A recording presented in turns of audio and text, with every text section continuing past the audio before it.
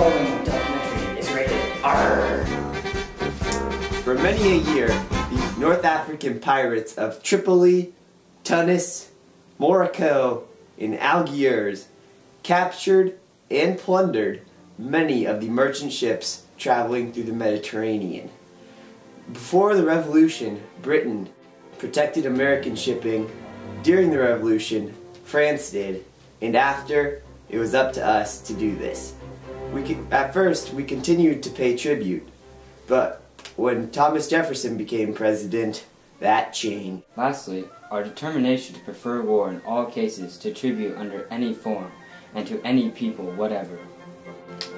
That is what Secretary of State Thomas Jefferson said of the United States government paying tribute to the North African pirates under the presidency of George Washington in 1791.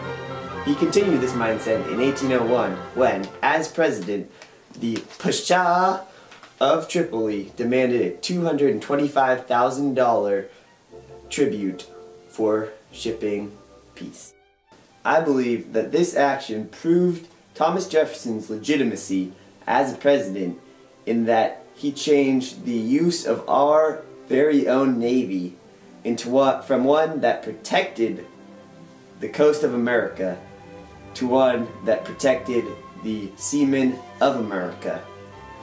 Also, he changed the United States foreign policy in that before we tried to use diplomacy to stop the pirates from pirating us. For example, George Washington sent our European ambassadors, James Madison and John Adams, to the shores of North Africa to try to negotiate peace. This did not work and marked a very big loss in our diplomatic career.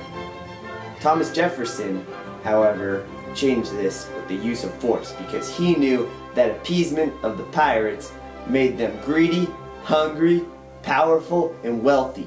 4 things we did not want them to be. To the state of general peace with which we have been blessed, only one exception exists.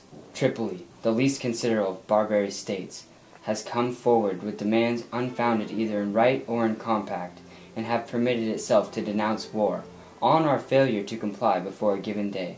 The style of the demand admitted but one answer. I sent a small squadron of frigates into the Mediterranean.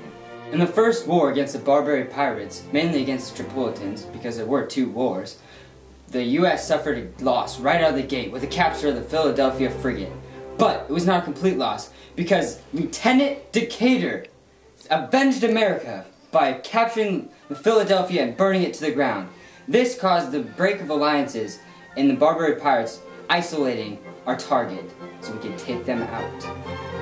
It was here that America finished their sea campaign and decided to blockade Tripoli. Then they used their first ever Navy expeditionary force with the capture of Tunis. And here was the first time in the history of the world that America raised their flag on foreign soil in triumph. America then was able to pull out of this awful, gruesome war and pay Tripoli not reparations, but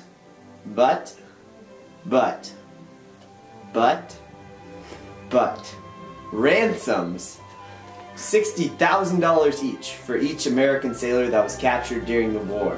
These reparation payments, not reparation, but ransom payments and tribute payments continued until 1815 when a new war began.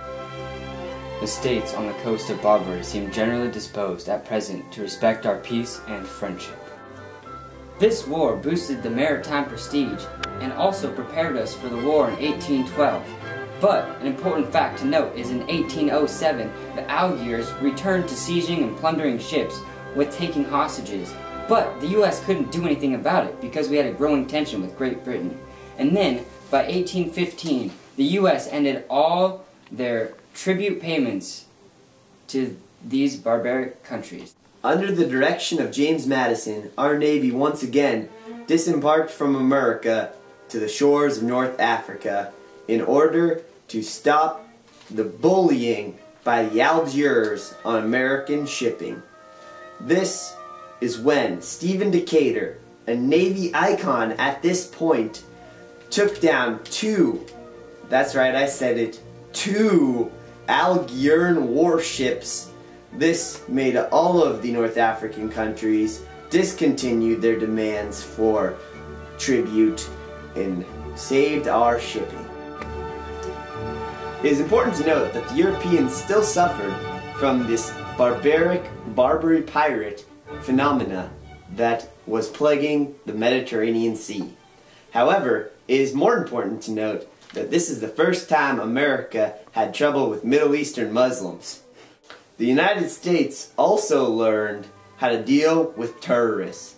They learned that reparations and diplomacy does not work with such a group who thinks that God is on their side. Also, they learned not to attack civilians, only attack the perpetrators. This is a key point because widespread retaliation causes alienation and hatred among the civilians and causes animosity towards America and the Middle East, which is something we just can't afford. Thank you for watching this broadcast, and I hope that you learned something.